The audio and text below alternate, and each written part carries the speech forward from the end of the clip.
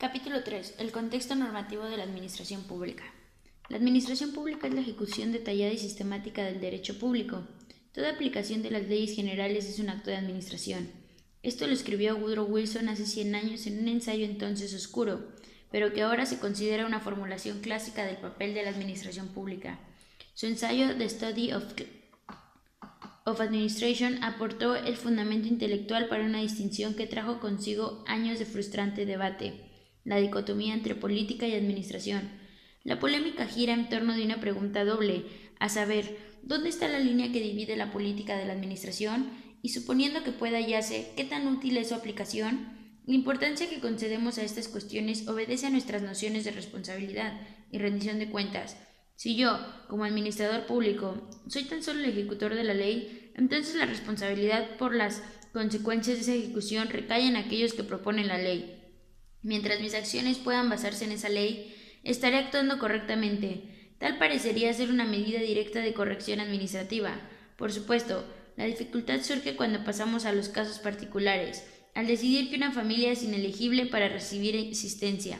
¿Está el trabajador social tan solo ejecutando la ley o de alguna manera también está formulando una política? Una auditora federal, al rechazar los cargos de un Estado contra una cuenta particular, solo se apega a las normas o bien, en cierta forma y por virtud de aplicarla, también las rehace. Es poco probable que la polémica se resuelva, al menos en los términos en que suele plantearse, además de que reaparece bajo formas distintas al examinar las diferentes versiones de la teoría de las organizaciones. Entretanto, conviene ocuparnos de algunos puntos en los que se funda la polémica. El más importante es que el componente central del ejercicio en un cargo es la toma de decisiones. Son estas el eje en torno del cual giran todos los demás actos del administrador público. Sin embargo, a veces este énfasis en las decisiones puede hacerlas parecer exageradas en cuanto a su importancia. Por ejemplo, gran parte de la bibliografía sobre la administración pública da la impresión de que las únicas decisiones que en realidad merecen ese título son las grandes. Dada esta situación, no es difícil advertir que cuando la discusión de política y administración intenta trazar la línea entre grandes y pequeñas decisiones se vuelve turbia. Parte de la dificultad es que la definición de política, en el sentido de línea de acción formulada por Paul Appleby, sigue siendo la mejor.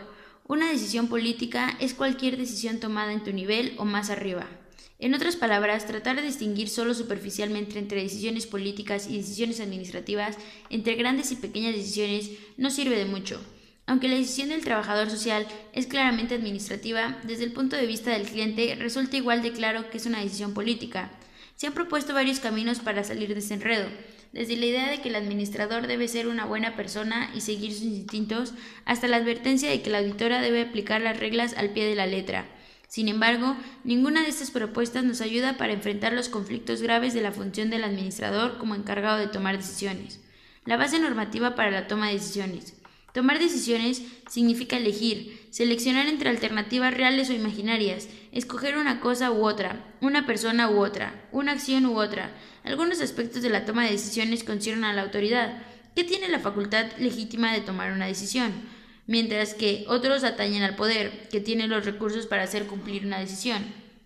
Pero otros más tienen que ver con la calidad de la decisión, si es la mejor dadas las circunstancias. Las decisiones, al menos las que se toman en forma consciente, suponen un juicio referido a un modelo o norma. Este es solo un modo formal de decir que la gente no toma decisiones conscientes, excepto en términos de lo que piensa que quiere que ocurra, de a dónde quiere ir o el resultado que desea. Sin embargo, los modelos rara vez son sustitutos útiles del juicio. Aun cuando sean explícitos, todavía necesitan ser interpretados en un contexto decisorio.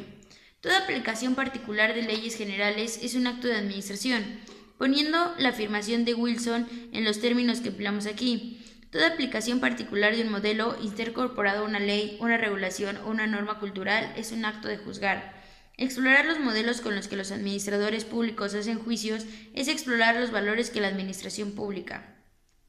Tanto al definir sus funciones en general como al tomar decisiones concretas, frente a ciertos valores los administradores eligen invariablemente en dos sentidos. El primero es infundir sus definiciones de funciones y sus actos, en un nivel implícito y aún inconsciente de supuestos y creencias sobre lo que es prudente, práctico y deseable. En este nivel puede dejar de pensarse en forma consciente que las funciones y las acciones tienen un contenido moral. Los valores parecen ser tan obvios e incontestables que simplemente se dan por sentados, pero por definición, todo acto es motivado, y, con raras excepciones, esta motivación guía las acciones en la dirección de lo que piensa que merece hacerse. En otras palabras, hay un juicio de valor. Aunque esto puede parecer una verdad de perogrullo, es necesario subrayarlo en vista de una tendencia muy difundida entre la gente, sobre todo en organizaciones burocráticas, a pensar principalmente en términos racionales e instrumentales, o a considerar que ciertas acciones están determinadas por los imperativos de la situación. La segunda influencia de los valores en las acciones y en las funciones administrativas se halla en un nivel autoconsciente. Aquí, los administradores ponderan de modo consciente valores en pugna, hasta cierto punto de manera abstracta, pero por lo general en términos de conformidad o aplicación en ciertos contextos. En la bibliografía sobre administración pública hay dos conceptos que con el tiempo han tenido gran influencia en la formulación de cuestiones axiológicas o normativas: el interés público y la responsabilidad administrativa. Gran parte y sin duda lo mejor de lo que se ha escrito sobre esta materia reviste una utilidad práctica al poner de relieve y dar un sentido crítico a las tensiones entre aquellos valores con cuyas manifestaciones concretas los administradores deben lidiar a diario. Sin embargo, parece haber poco acuerdo sobre lo que es el interés público o lo que significa ser un administrador responsable, lo que confirma tanto las complejidades del mundo administrativo como la confusión de quienes escriben sobre tales temas. Estas complejidades se han vuelto tan desalentadoras que algunos académicos de la administración pública, por prudencia o frustración, casi han abandonado el concepto de interés público al considerar que carece de utilidad analítica. Quizá tenga poca importancia y hasta sea saludable el que no se haya alcanzado un acuerdo sobre los significados precisos del interés público y la responsabilidad administrativa. Después de todo, esta falta puede ser muestra de un diálogo continuo y provechoso que no cabe que se vea como algo que apunta hacia un consenso definitivo. De cualquier modo, aunque los debates académicos continúan o incluso se calman por un tiempo, los administradores públicos aún se enfrentan con decisiones y juicios que, por un motivo u otro, responden y satisfacen al interés público. Como miembros de cualquier otra profesión, las acciones del administrador público están limitadas por el derecho y las costumbres. Al mismo tiempo, hay circunstancias particulares que influyen en el establecimiento de las metas ideales que la acción administrativa persigue. Las normas o los valores que obran en la esfera de la administración pública pueden agruparse en tres áreas generales o vectores normativos: interés en la eficiencia y la efectividad, que se centra principalmente en el funcionamiento del propio gobierno y en el modo en que sus bienes y servicios se distribuyen y prestan; interés en los derechos y la capacidad del sistema gubernativo, que orienta su escrutinio hacia la relación del gobierno y quienes actúan en su nombre con sus ciudadanos; interés en la representación y en el ejercicio de la discrecionalidad, que dirige la atención al control que la ciudadanía tome sobre el funcionamiento del gobierno y sus agentes. En matemáticas, un vector es cualquier cantidad, como la velocidad, que posee tanto dirección como magnitud. Esta imagen del vector nos resulta útil porque estos grupos de valores tienen también en esencia dirección y magnitud. Estas cualidades están determinadas por la combinación peculiar de política, cultura y condiciones económicas de la sociedad en un momento histórico. La utilidad de la imagen se volverá más clara a medida que examinemos cada vector por turno. Los valores que cada vector circunscribe, si bien se desvían y modifican en la aplicación específica, siempre operan en relación recíproca. Entender estos vectores y las tensiones dentro y entre ellos es clave para dar sentido a las distintas funciones de los administradores públicos en los campos organizacionales dentro de los cuales actúan. Aunque ninguna acción de un administrador esté determinada en ningún caso por dichos vectores, estos modelan, definen y restringen las acciones de los administradores, si bien solo de manera implícita. Quizá más importante aún es que conforman el modo en que la ciudadanía entiende, condona o denota esas acciones. Eficiencia y efectividad. Un importante valor social que es la base de este vector es la manera histórica en que el dinero público se considera como un depósito público, que debe emplearse con una cautela que ni siquiera se sugiere para otras áreas de la vida. Esto requiere, por ejemplo, juzgar en un funcionario público un acto como un delito, en tanto que si es cometido por quien es funcionario público, se condona como una práctica de negocio sensata, o al menos necesaria. En este sentido, los administradores públicos siempre han sido juzgados con un criterio muy distinto al que los miembros de la sociedad emplean para juzgarse a sí mismos. El efecto de la aplicación de tal criterio puede verse en los requisitos explícitos que suelen acompañar a los gastos de fondos públicos. Estos requisitos, aunque a menudo resultan en papeleo burocrático, tienen un solo fundamento social e histórico. La preocupación histórica del gobierno por la eficiencia y la efectividad se basa en la condición de que el dinero público debe gastarse con tanto cuidado y consideración como sea posible, que debe usarse adecuadamente y que los efectos de su uso deben ser los más explícitos que se pueda. El interés autoconsciente de la administración pública por la eficiencia se asoma por vez primera a finales del siglo XIX y principios del XX. Por ejemplo, con la aprobación de la Ley Pendleton a nivel nacional y el surgimiento de los movimientos de buen gobierno en los niveles estatales y locales. Si bien estos acontecimientos atañen a los otros dos vectores normativos, el lema para la administración pública en esos primeros años era eficiencia en el gobierno. Esta actitud hacía al gobierno subrayar la capacidad de movilizar, organizar y dirigir los recursos. Los esfuerzos gubernamentales apuntan sobre todo a lo que los planificadores llaman la infraestructura, por ejemplo, los sistemas de transporte, salud pública y educación. Tales actividades se convirtieron en elementos principales, y aún lo son, de los presupuestos en todos los niveles. El sustento ideológico tanto de los movimientos de buen gobierno como de la ingeniería gubernamental, inspirado por el movimiento de gestión científica, comprendía un acento peculiar en gobernar científica y eficientemente. Con el perfeccionamiento de las ciencias administrativas a partir de la primera década del siglo XX, se reforzó la idea de la eficiencia como el principal valor instrumental para el administrador público. En su biografía de Robert Moses, Robert Caro retrata el espíritu en este cambio. Al proponerse hacer la reforma del servicio civil de la ciudad de Nueva York, Bob Moses pretendía irrumpir en la nueva de ladrones de la política. Las ruedas de la máquina de guerra de Tammany podían engrasarse con dinero, pero la máquina era tirada por hombres, los hombres que votaron por el Partido Demócrata, que reunieron a los inmigrantes recién llegados y los llevaron a registrarse para votar por ese partido, que durante las campañas electorales tocaron de puerta en puerta y distribuyeron propaganda entre estos inmigrantes y sus propios amigos y vecinos, y que el día de la elección los acarrearon hacia las urnas para votar por el Partido Demócrata. Y la más suculenta zanahoria que atrajo a estos hombres para avanzar, que mantuvo sus hombros ligados a las cuerdas que tiraban de la máquina de Tammany, era la zanahoria del empleo, trabajo para ellos mismos, para sus esposas, para sus hijos. La única fuente de trabajo en la escala requerida era la propia ciudad, así que los empleos que Tammany tenía que controlar a fin de dominar la ciudad eran los de esta: policías, bomberos, trabajadores sanitarios, escribanos de tribunal, portadores de citaciones o notificaciones oficiales, inspectores de edificios, secretarías, oficinistas. En 1914 había 50.000 empleados municipales, y esto significa 50.000 hombres y mujeres que debían sus cheques y cuyas familias debían la comida y el techo que ese suelo compraba, no a sus méritos, sino al cacique de barrio. El padrinazgo era la moneda del poder en Nueva York, y las reformas del servicio civil que Moses había de proponer fueron por lo tanto dagas clavadas en el corazón de Tammany Hall. James y Moskowitz, recién asignados a la Comisión del Servicio Municipal y encargados por el alcalde John Purroy Mitchell de limpiar el servicio civil, pidieron a Moses un plan de acción.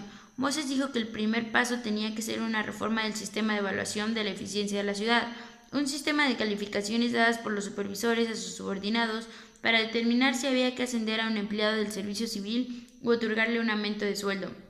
Con el método actual, las calificaciones no proporcionaban suficiente información a la Comisión del Servicio Civil para hacer un juicio cabal. Elaborar un sistema de evaluación preciso era quizá el trabajo más difícil en el servicio civil, explicaba Moses. Cada empleo tenía que ser descompuesto en elementos a fin de calificar cada parte, y al totalizar las calificaciones, cada parte tenía que recibir una ponderación matemática correspondiente a su importancia en el empleo. Moses ideó tal sistema. Junto con 10 asistentes, observó durante varios días a empleados municipales en sus labores para que cada puesto pudiera dividirse en los componentes adecuados y recibir una calificación.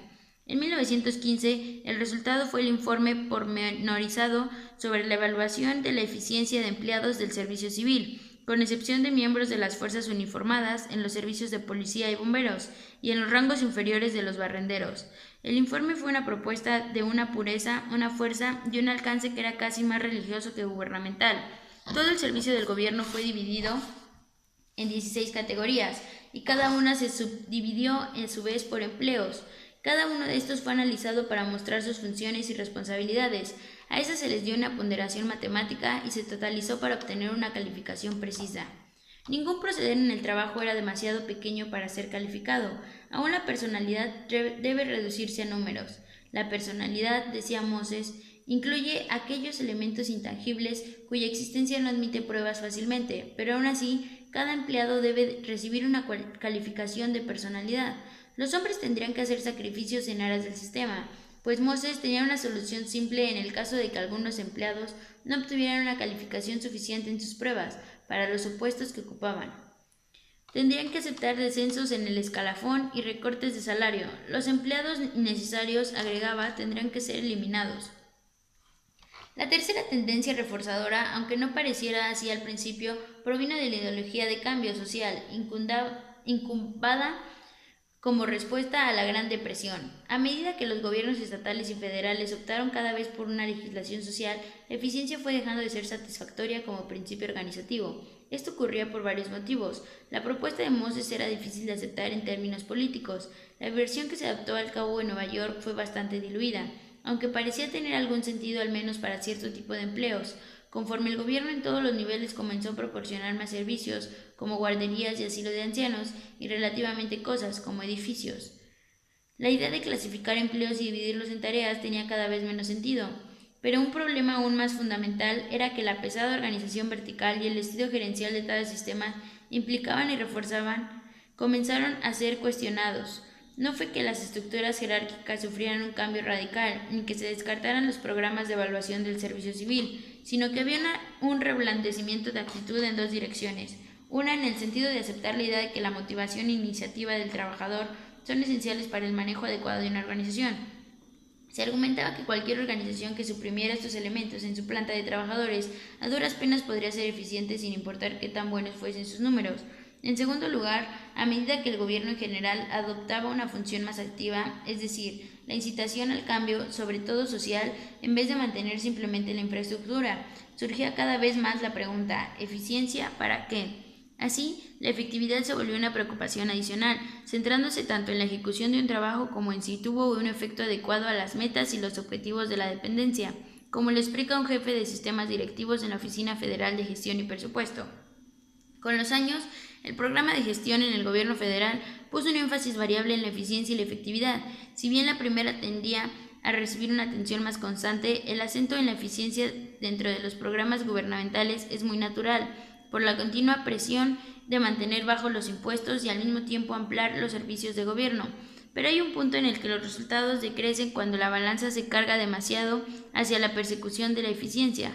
En este punto, los rendimientos producidos y la oportunidad de los servicios prestados pueden verse comprometidos en términos de una respuesta efectiva del gobierno a las necesidades humanas. ZBB, PBBS, MBO y otros intentos acronímicos para sistematizar la función productiva del gobierno se proponían, al menos en parte, situar el elusivo concepto de efectividad. En tiempos de salud fiscal era posible darse el lujo de preguntar qué tan bien estaban logrando nuestros programas lo que nos propusimos. En épocas magras, la eficiencia volvió a estar en primer plano, rebautizada como productividad. Tomemos como ejemplo lo que un secretario de Comercio escribió en 1972 para un simposio sobre productividad en el gobierno.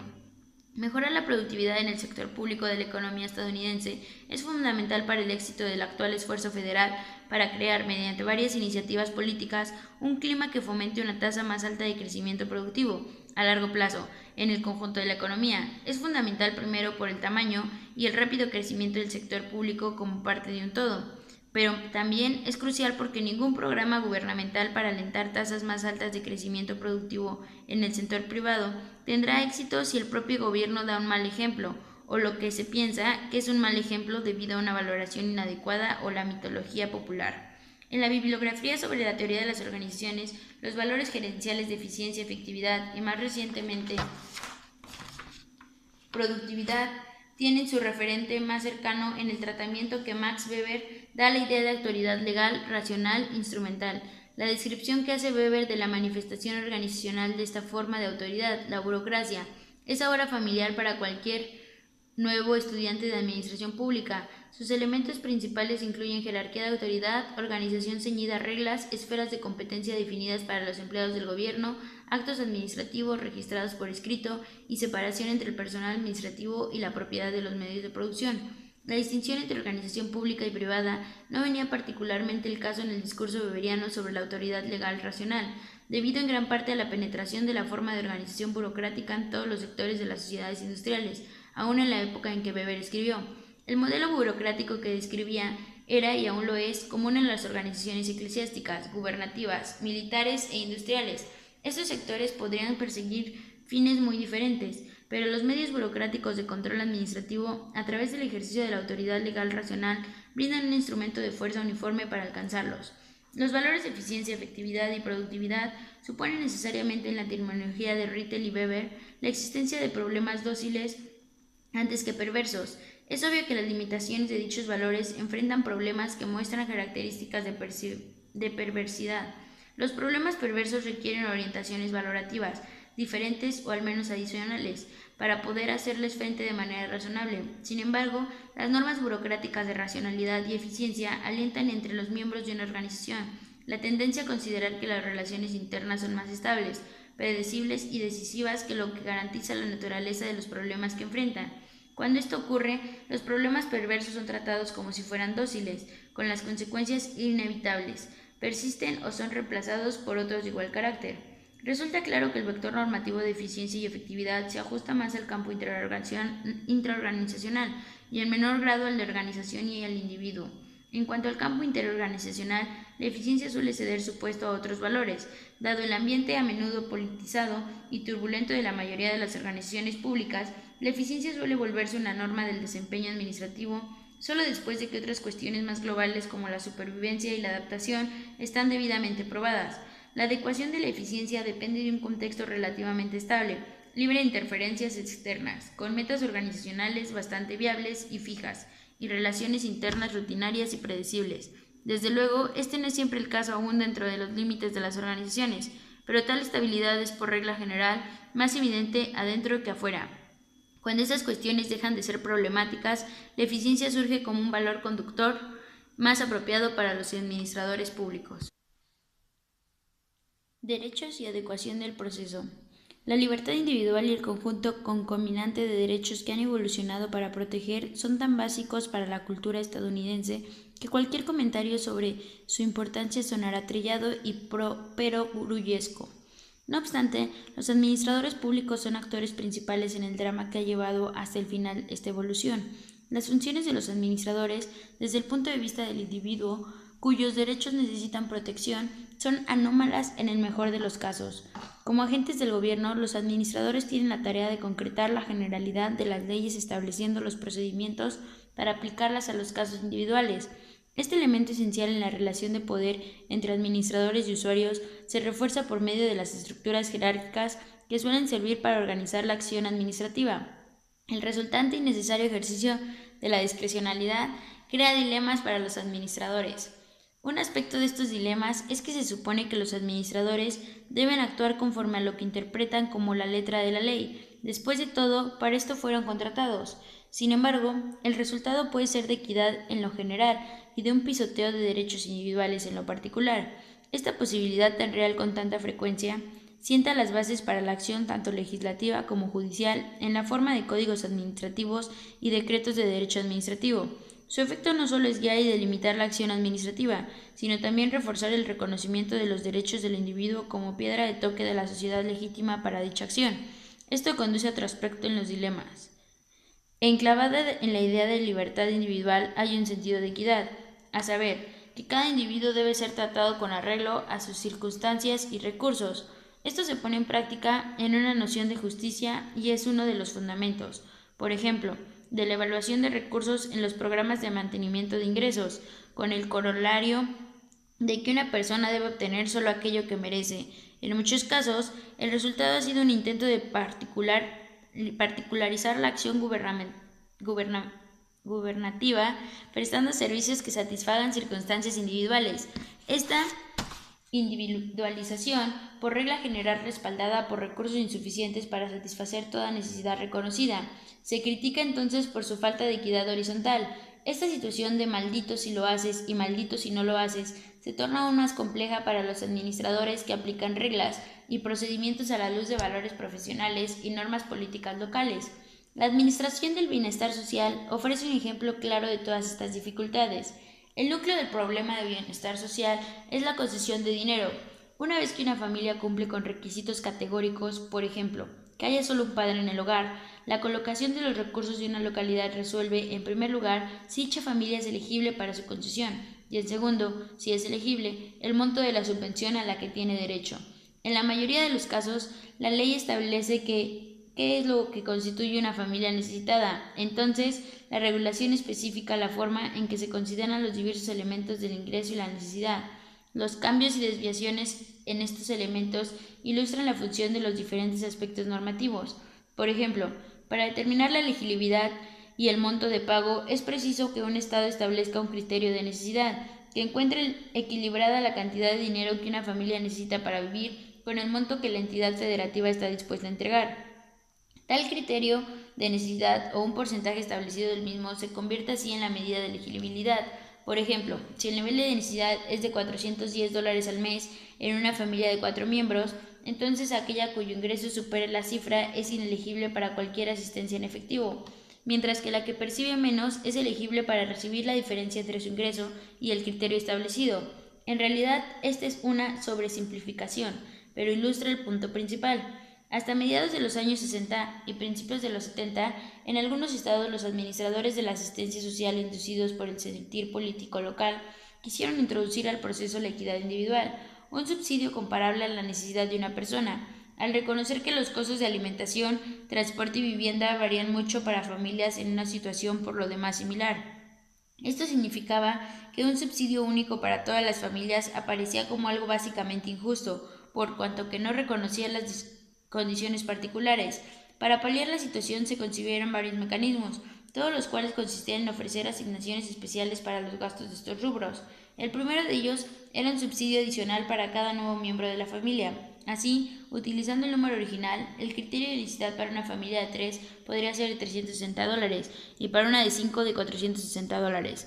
Dado que los costos de vivienda suelen variar considerablemente, digamos, entre las áreas urbanas y rurales, los $410 en estas se convierten en 450 en aquellas. Lo mismo es aplicable a los costos de gasolina y transporte. La dificultad total al tratar de aplicar tal conjunto de criterios en nombre de la equidad individual se volvió enorme, por decir lo menos. Por ejemplo, en 1973, el Departamento de Asistencia Pública de Illinois comenzó a utilizar un nuevo sistema para calcular el monto de los subsidios en efectivo. Para entonces, el pago en efectivo básico dependía del número y edades de los niños, dónde y con quién vivía la familia y el monto del ingreso. Asimismo, la familia podía recibir asignaciones especiales para gastos no cubiertos por el subsidio básico.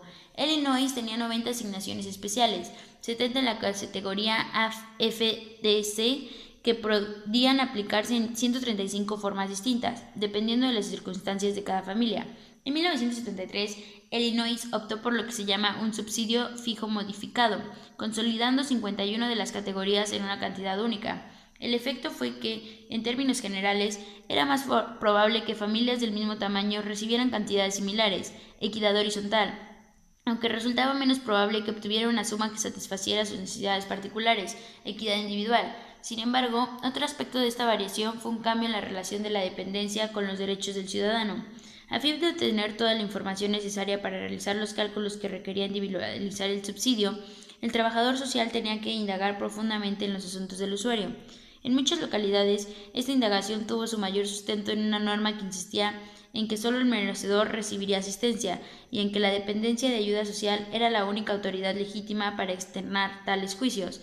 Esto, a su vez, se vio reforzado por una ética profesional entre los trabajadores que percibía al usuario como una persona tutelada debido a su incapacidad de gobernar su vida de manera adecuada. ¿Por qué otra razón estaría bajo la asistencia social? Así, en muchos lugares, el cálculo que hubiera debido ser simple de un subsidio se complicó en enredos administrativos y se revistió de diversas intenciones políticas, profesionales y sociales. Entonces, al comienzo de los años 60, se fue poniendo cada vez más atención a la relación entre los administradores del bienestar público y los usuarios, entre otras cosas. Se halló que a menudo había el intento de imponer criterios de conducta moral sobre los beneficiarios. Por ejemplo, en Luisiana, la ayuda a familias necesitadas se suspendía si la madre daba a luz a un hijo ilegítimo, mientras estuviese recibiendo auxilio social. a menos que pudiese probar que ya no tenía relaciones ilícitas. Algunos departamentos amenazaban con procedimientos de negligencia contra solicitantes con hijos ilegítimos, y había diversas reglas de hombre en la casa, impuestas mediante allanamientos nocturnos sorpresivos sin órdenes judiciales, que daban por resultado ya fuese la pérdida de elegibilidad o bien una reducción del pago. Otras invasiones de la intimidad incluían pesquisas dentro de la comunidad entre comerciantes, empleadores y parientes para comprobar elegibilidad y necesidad financiera. Asimismo, cada estado promulgaba pruebas laborales. En Nueva York, los hombres tenían que paliar la nieve, bajo amenaza de acción penal, al fin de recibir sus cheques de ayuda. En algunas áreas del sur y del sureste, los cheques de asistencia social se retenían cuando las cosechas maduraban, y familias enteras eran obligadas a ir al campo. En esa década y en la siguiente hubo numerosas actividades legislativas tendientes a clarificar las relaciones entre el ejercicio de la autoridad administrativa y los derechos individuales. Esto giraba en gran medida alrededor de los temas del proceso legal, justo y la equidad. En la base se encontraba el dilema del administrador público de actuar al mismo tiempo como agente de la autoridad y como protector de los derechos individuales.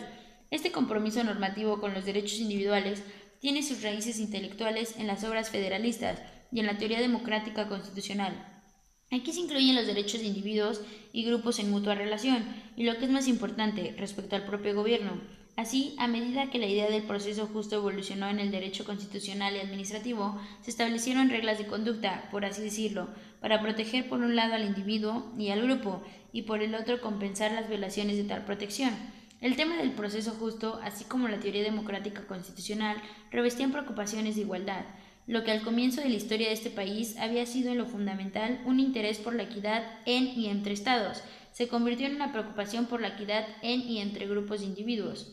Estos temas, derechos, proceso justo y equidad, fueron vistos por muchos como necesarios, pero insuficientes para asegurar la conservación y el fomento de los ideales democráticos. Había una preocupación creciente por la manera de tratar a la gente. Como una extensión del concepto de proceso justo, se llegaron a incluir providencias tales como avisos adecuados y especificaciones de tiempo de espera máximos para la recepción de servicios. Así, para la administración de la asistencia social, el tiempo entre la solicitud y el recibo del primer cheque se convirtió en una medida objetiva de la calidad de la relación entre dependencia y beneficiario. La cuestión se amplió de la posibilidad de tener derecho a un servicio y de la idea de que los derechos individuales no deberían ser violados en el proceso de recibirlo, para incluir la noción de que el servicio debe ser oportuno y apropiado. Esto se convirtió en la base para el establecimiento de indicadores de desempeño administrativo, parámetros que suponen una medición según criterios objetivos. El significado del proceso justo, limitado al principio, se amplió en otra dirección para incluir la conveniencia de la relación entre administrador y usuario, lo que requería un avalúo, o al menos una apreciación de la calidad desde el punto de vista del beneficiario. Aquí, la cuestión no es tanto el derecho legal de los individuos a recibir beneficios y a ser protegidos contra abusos del gobierno, más bien es la calidad subjetiva de las transacciones entre el proveedor del servicio y el receptor, con cada transacción sujeta a su propia evaluación singular y subjetiva, no susceptible de criterios legales y por lo tanto generalizados de valoración. La importancia de la percepción subjetiva del beneficiario en cuanto a la calidad de la transacción se ve subrayada por la idea de que los servicios no se producen, sino que más bien, para emplear un término de Elinor Ostrom, se coproducen. Esto significa que proveedor y receptor desempeñan funciones complementaristas al cooperar en la prestación conjunta de servicios. El análisis de la bibliografía organizacional que haremos en los últimos capítulos concuerda de manera implícita con el grado en que algunas teorías abordan o evitan cualquier consideración seria de la coproducción, tanto en un sentido descriptivo como en términos de la valoración normativa de su importancia para la práctica administrativa. Además de la protección de los derechos individuales, la práctica de la administración pública se inclinó a abrir el proceso de toma de decisiones mediante la inclusión no solo de individuos y grupos afectados, sino también de los ciudadanos en general. Este fenómeno se expone en la siguiente sección en términos de sensibilidad. Su pertinencia consiste aquí en que la participación pública se busca a menudo no solo como vigilancia sobre el gobierno, sino que se acentúa como un derecho ciudadano de conocer a su gobierno, como lo prueba la aprobación de la Ley de Libertad de Información y otras legislaciones transparentes a nivel tanto nacional como de los estados. Y dos, una consideración necesaria para el desarrollo de una conciencia ciudadana, es decir, de una ciudadanía capaz de ejercer sus derechos de manera inteligente. Este énfasis, si bien contemporáneo en un sentido administrativo, tiene sólidas raíces en la bibliografía sobre la teoría democrática que se remonta hasta Aristóteles, a medida que la distinción entre administración y política se ha vuelto cada más tenue. No es de extrañar que los valores democráticos tradicionales hayan asumido un papel prominente dentro de la administración y no aparte de ella. Aunque la corriente principal de la teoría organizacional genérica ha sido por lo común insensible a la importancia normativa de la participación ciudadana, hay una bibliografía más reciente, basada principalmente en la psicología humanística y organizacional, que se ha centrado en el peso normativo de nociones como la autorrealización y el desarrollo personal. Otras fuentes como las ciencias políticas y algunas corrientes del pensamiento social europeo han formulado estas cuestiones psicológicas, al menos por inferencia, en términos ético-político. Mientras los científicos políticos estadounidenses subrayan la larga tradición de la teoría democrática, los europeos suelen inspirarse en Carlos Marx. En estas contribuciones cobra especial importancia su consideración normativa de los aspectos políticos y por lo tanto públicos, una consideración en gran medida ausente en la bibliografía organizacional genérica. Representación y control de la discrecionalidad. Un gobierno representativo consiste, por definición, en individuos y grupos que actúen en nombre de otros individuos y grupos. La representatividad, entonces, es el criterio sobre qué también se desempeña tal acción y por medio de cuáles autoridades. Pueden distinguirse tres aspectos de esta cuestión: rendición de cuentas, responsabilidad y sensibilidad. La idea de rendición de cuentas estipula que las pautas externas de acción correcta sean establecidas de manera legal o burocrática, determinan la corrección y motivan el acto administrativo, llamada a veces responsabilidad objetiva. La rendición de cuentas asume en general que conviene ver la acción administrativa como instrumental y racional, suponiendo que los fines han sido determinados antes de emprender ninguna acción. Esto complementa, y realmente es un elemento central, la distinción clásica entre política, donde los fines se determinan políticamente, y administración, donde la actividad se explica como el logro neutro y competente de esos fines. La rendición de cuentas se institucionaliza cuando se disponen sanciones legales, políticas y burocráticas, como recompensas, accesos, despidos e incluso penas civiles y criminales, para inducir un desempeño administrativo competente y escrupuloso. La creencia de que la rendición de cuentas podría garantizar por sí misma la representatividad se hizo cada vez menos sostenible a medida que las limitaciones del modelo racional instrumental se volvieron más claras. Desde finales de los años 30, la insuficiencia de este modelo aparece en la bibliografía sobre administración pública, como el colapso de la dicotomía entre política y administración. En 1939, Leonard White escribió que no hay razón para creer que la administración es incapaz de hacer una importante contribución a la política. La administración puede ser la rama mejor equipada del gobierno para llevar a cabo una política genuinamente pública, libre de favoritismos abrumadores hacia algún grupo de presión. En 1949, Paul Appleby, en Policy and Administration, calificó la administración pública como el octavo proceso político. En un tenor similar, Luther Bullick declaraba en 1964 que tenemos un nuevo enfoque de la dicotomía entre política y administración. Ya no nos rehusamos a reconocer el contenido político de la administración pura, ni menospreciamos la significación política de las decisiones administrativas. Este alejamiento de la distinción tajante entre política y administración no solo refleja una incomodidad académica con las categorías, sino una comprensión práctica de que en muchos casos se había vuelto una distinción poco clara, excepto en los extremos. Esto se hizo en especial evidente, por ejemplo, en el nivel federal durante la Segunda Guerra Mundial, cuando la aplicación de regulaciones administrativas de emergencia concernientes a la economía se convirtieron en realidad, sino en intención, tanto en política como en diseño de políticas. Este y otros acontecimientos similares produjeron cierta incomodidad con el sentido tradicional y relativamente simple de la rendición de cuentas. Esto tendía a mostrarse en las numerosas reorganizaciones propuestas y ejecutadas, de cargos ejecutivos en todos los niveles, en el establecimiento de métodos de reglamentación clarificados y en la introducción del veto legislativo y otras disposiciones estatuarias que reflejaban un contrapeso de intereses en cuanto al ejercicio de la discrecionalidad, con algunas propuestas que lo ampliaban y otras que querían limitarlo.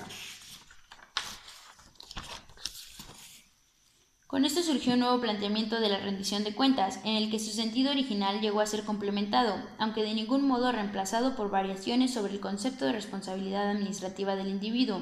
Estas variaciones tienen por objeto ampliar el significado de la rendición de cuentas, así como acrecentar los medios para que la administración pública sea en verdad representativa.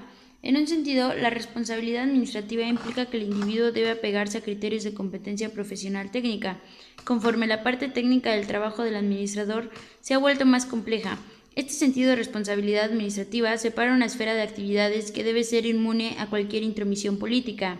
Carl J. Friedrich, quien sostuvo este punto de vista hace más de 40 años, escribió en reacción a lo que consideraba una creencia ingenua en la capacidad de la rendición política de cuentas para abarcar en forma adecuada los principales problemas normativos en la administración de un gobierno democrático. Argumentaba que algunas salvaguardas institucionales para la rendición de cuentas son necesarias pero insuficientes para la tarea. A lo largo y ancho de nuestra civilización técnica está surgiendo un tipo de responsabilidad de parte de la administración permanente. El hombre llamado a buscar y encontrar las soluciones creativas para nuestras urgentes necesidades técnicas, que no puede ser cumplimentada sino por colegas técnicos capaces de juzgar las políticas de aquel en términos del conocimiento científico que la sustenta. Las leyes de la naturaleza siempre se cumplen, y una política pública que las desprecie está destinada al fracaso, no importa con cuánta elocuencia pueda ser defendida por oradores populares, partidarios vehementes o profesionistas talentosos. Esta postura se institucionalizó a medida que los científicos, tanto naturales como sociales, ocuparon puestos gubernativos, y el propio gobierno se orientó más a la solución de problemas.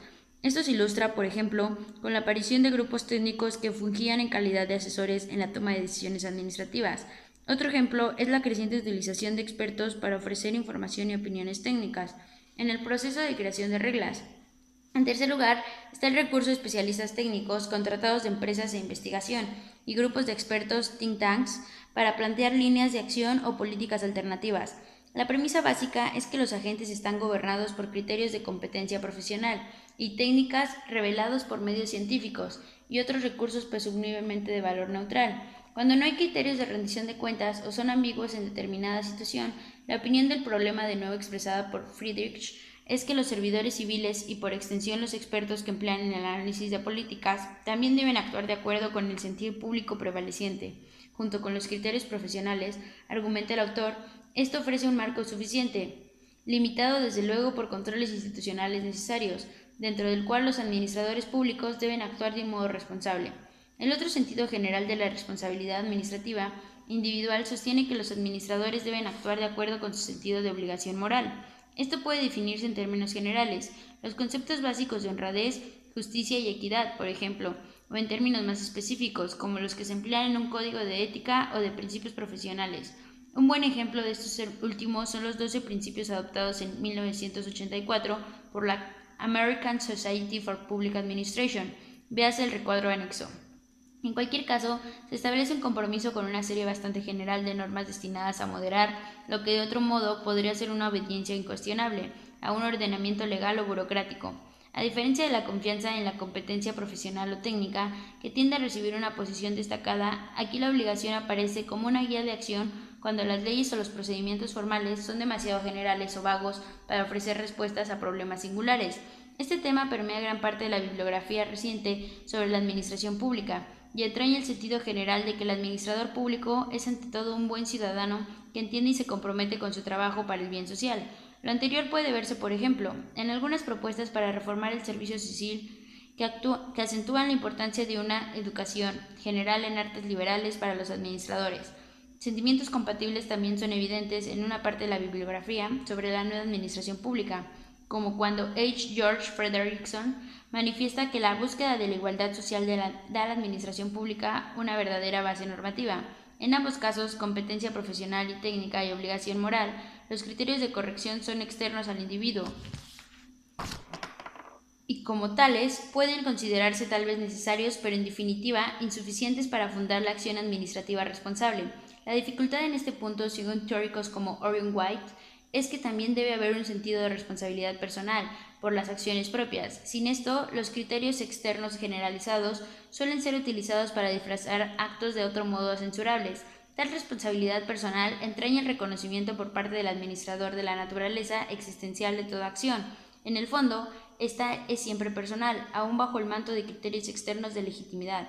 Por lo tanto, al actuar los administradores no pueden eludir legítimamente el impacto moral de sus acciones, aduciendo que han sido obligados por circunstancias, autoridad, criterio profesional o incluso principios morales. La responsabilidad personal, como idea normativa importante, representa para el administrador el punto de partida más lejano del concepto clásico de rendición de cuentas, y se halla por ende en la máxima tensión con este. Hoy pocos discutirían que cualquiera de estas posturas, comprendidas en el rubro general de representatividad, merece una posición que excluya a las demás. Sin embargo, la opinión sobre superioridad y su relación mutua difiere, dadas las tensiones inevitables entre ellas, cada una tomada por separado. Genera sus propias patologías para las cuales los otros valores pueden servir como frenos efectivos. Empero, es más importante reconocer que las variaciones de superioridad relativa, si bien dependen principalmente de los diferentes contextos que exigen una acción administrativa representativa, por ejemplo, es obvio que tanto la obligación moral como la responsabilidad personal se vuelven pertinentes conforme la perversidad de los problemas se hace más evidente. De igual modo, la responsabilidad basada en un compromiso personal o existencial con otros parece relevante cuando los servicios son coproducidos. Aquí, los criterios generalizados de corrección dan paso a juicios más idiosincrásicos y cualitativos, expresados en forma subjetiva por todos los participantes y adecuados a su situación. Un último concepto que completa el significado general de representatividad es la sensibilidad. Aunque en ciertos sentidos ambos términos pueden ser redundantes, aquí el acento recae en el punto de vista de los beneficiarios de servicio. Por ejemplo, ¿hasta qué punto satisface el gobierno las necesidades y demandas del público, con independencia de la capacidad y el esmero con que los administradores puedan implementar programas, ejercer sus habilidades profesionales y seguir reglas y procedimientos legalmente establecidos? La sensibilidad es en especial problemática en los campos interorganizacional y de la organización y el individuo. Un tema que resalta en las partes segunda y tercera de esta obra es el grado en que diversas teorías de la organización han prestado atención al problema de la sensibilidad organizacional. La bibliografía sobre el tema es antitética, no solo en el grado de interés con que se aborda, sino también en cuanto a la significación moral y política que se otorga a la sensibilidad. Al considerarse en conjunto, estos tres aspectos, rendición de cuentas, responsabilidad y sensibilidad, nos ayudan a entender las maneras en que la representación se vuelve operativa en la actividad de la administración pública. Además, permiten ver el reverso de la moneda, el ejercicio de la discrecionalidad, al aclarar la cuestión de cómo se utiliza, se vigila y se justifica. El marco total de la administración pública. En conjunto, los tres vectores normativos expuestos en este apartado y los tres campos organizacionales del capítulo 2 integran el marco general de la administración pública de los que nos servimos en este libro para valorar la aplicabilidad de las teorías de la organización. Ya hemos señalado las tensiones entre los vectores normativos, así como la naturaleza inconsciente, en un sentido, la separación artificial de los campos organizacionales. Estos aspectos del marco complican, pero también ayudan a aclarar las diversas formas en que los administradores públicos piensan sobre sus funciones, definen problemas y toman decisiones en respuesta.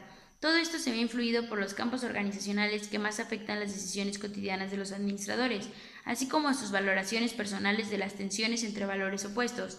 Tal parece que el refrán "tu lugar depende de tu asiento" es solo una verdad a medias en la vida organizacional. Y lo es porque lo contrario también tiene algo de cierto, es decir, que las prioridades de los valores, aun cuando son implícitas o inconscientes, también influyen en el lugar que uno elige para estar o mirar. El marco de la administración pública, los campos organizacionales y los vectores normativos proporciona el telón de fondo para comprender la diversidad y las tensiones entre los principales planteamientos para teorizar acerca de las organizaciones. Las distintas posturas sobre la teoría de las organizaciones, abordadas en las partes segunda y tercera, varían en términos de los valores que consideran más legítimos y los campos organizacionales a los que dirigen principalmente su atención. Ninguna de estas posturas presenta, ni habría que esperar que alguna lo hiciera, un enfoque en perfecto equilibrio de los dos aspectos generales del marco. Sus limitaciones como planteamientos teóricos, pero también su validez, son evidentes a partir de la manera en que justifican las prioridades de sus valores y campos de análisis preferidos. Por último, también difieren considerablemente en su opinión de lo que constituye una teoría y de lo que significa que una teoría tenga aplicación práctica. Estos últimos temas se abordan en el capítulo 4.